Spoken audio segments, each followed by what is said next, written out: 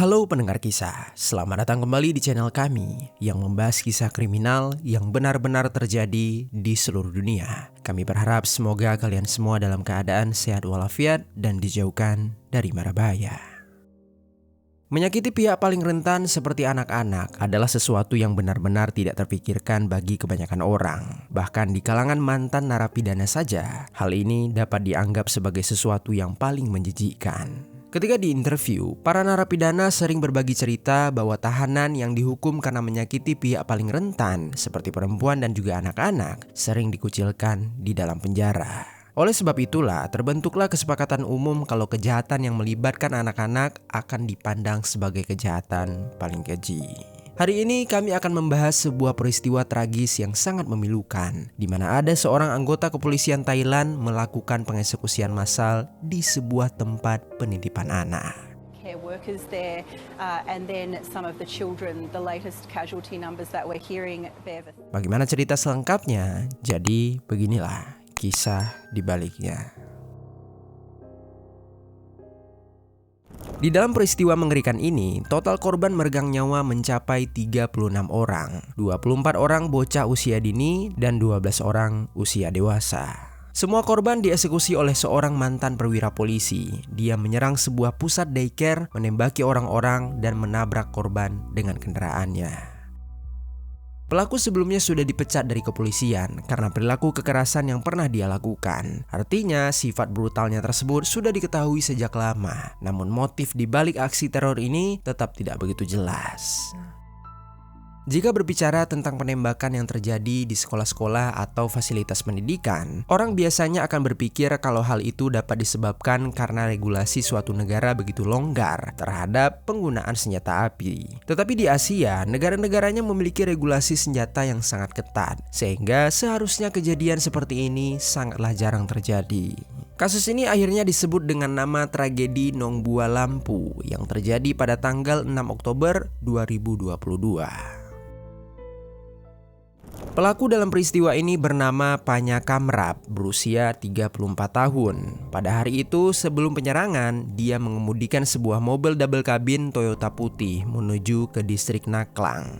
Penampilannya terlihat biasa saja, dia mengenakan baju kaos dan juga celana jeans dan tidak tampak mencurigakan sama sekali.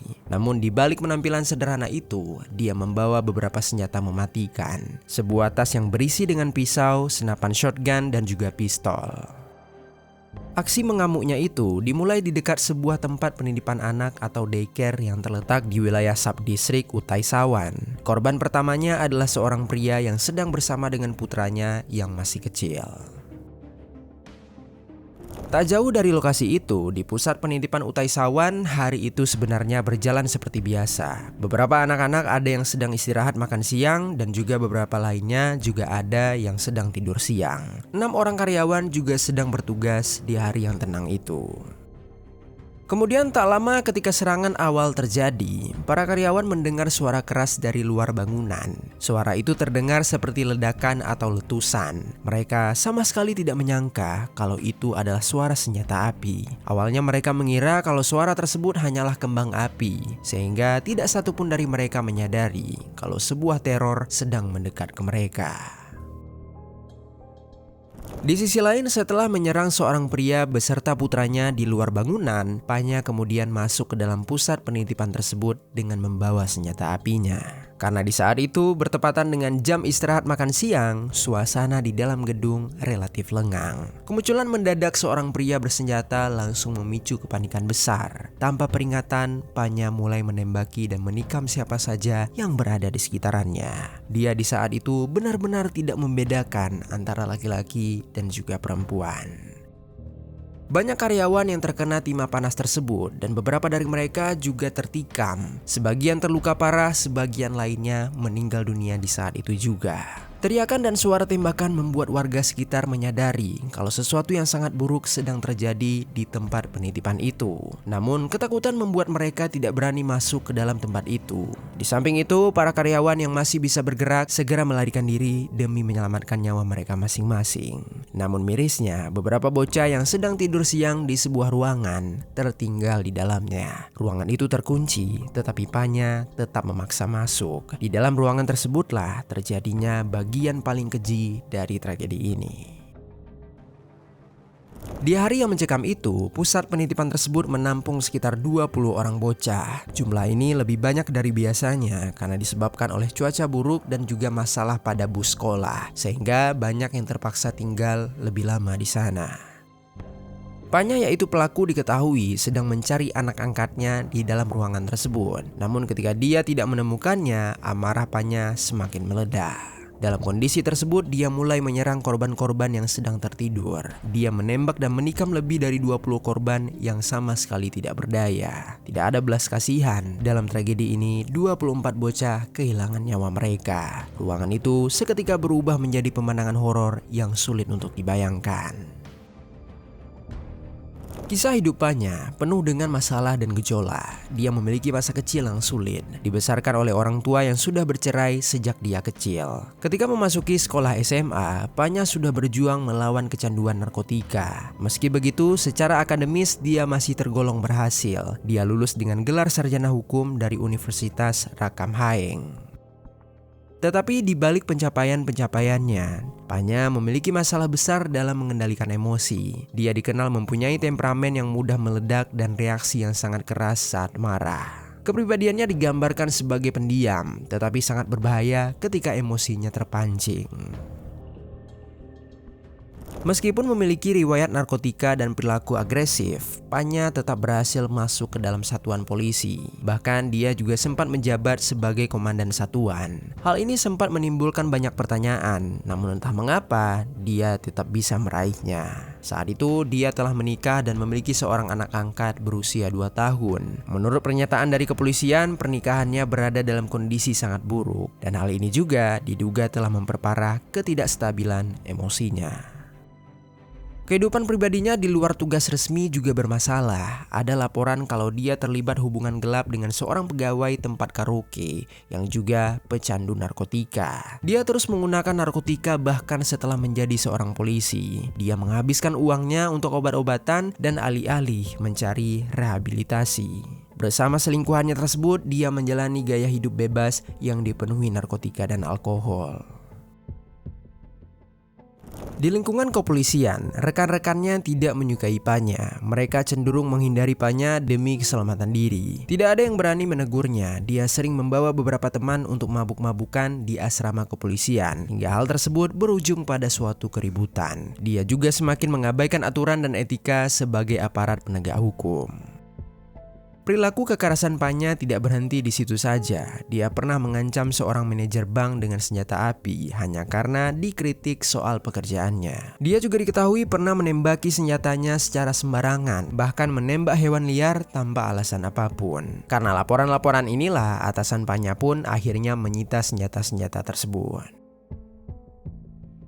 Kemudian pada tahun 2021, penggunaan narkotikanya meningkat drastis. Dia kembali menggunakan metamfetamin. Beberapa laporan menyebutkan kalau rekan-rekannya sebenarnya mengetahui hal ini, tetapi mereka tidak melakukan tindakan apapun. Pada bulan Januari 2022, dia akhirnya ditangkap oleh kepolisian Provinsi Nong Bua Lampu atas kasus narkotika. Dia mengakui kalau dirinya telah menggunakan barang-barang tersebut sejak usia muda. Karirnya sebagai polisi resmi berakhir pada bulan Juni 2022 setelah dia dipecat oleh atasannya. Panya ini juga masih menghadapi persidangan kasus narkotika yang dijadwalkan pada tanggal 7 Oktober 2022, sehari setelah tragedi ini terjadi. Setelah pemecatan tersebut, Panya mengalami kesulitan keuangan dan tidak bisa mendapatkan pekerjaan lain karena riwayat narkotikanya. Dia sempat melamar pekerjaan di organisasi administrasi lokal Utai Sawan, tetapi dia selalu ditolak. Di saat yang bersamaan, rumah tangganya juga semakin hancur. Panya dan istrinya sering bertengkar keras hingga terdengar oleh para tetangga. Pada pagi hari tragedi pengeksekusian itu terjadi, dia dilaporkan sempat bertengkar dengan istrinya. Kombinasi tekanan ekonomi, masalah rumah tangga, penolakan lamaran kerja, dan juga kondisi mental yang rapuh diduga mendorong dia bisa mencapai titik kehancuran. Setelah melakukan serangan di daycare tersebut, para korban yang selamat bersembunyi dimanapun mereka bisa. Polisi segera diberitahu dan dikerahkan dalam jumlah yang cukup besar. Namun ketika polisi tiba sekitar pukul 14:30, Panya sudah melarikan diri. Dia meninggalkan korban-korban tak bernyawa dan para penyintas yang sudah trauma.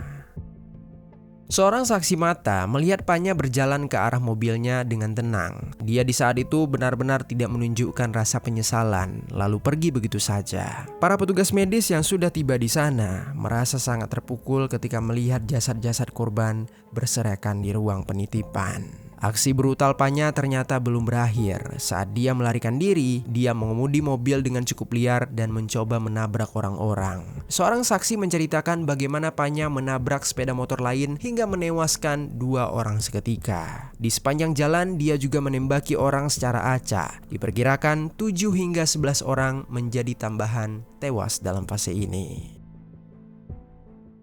Secara keseluruhan, dia bertanggung jawab atas lebih dari 35 kematian dan melukai setidaknya 10 orang lainnya. Para korban yang mengalami luka kritis langsung dilarikan ke rumah sakit karena mereka membutuhkan transfusi darah.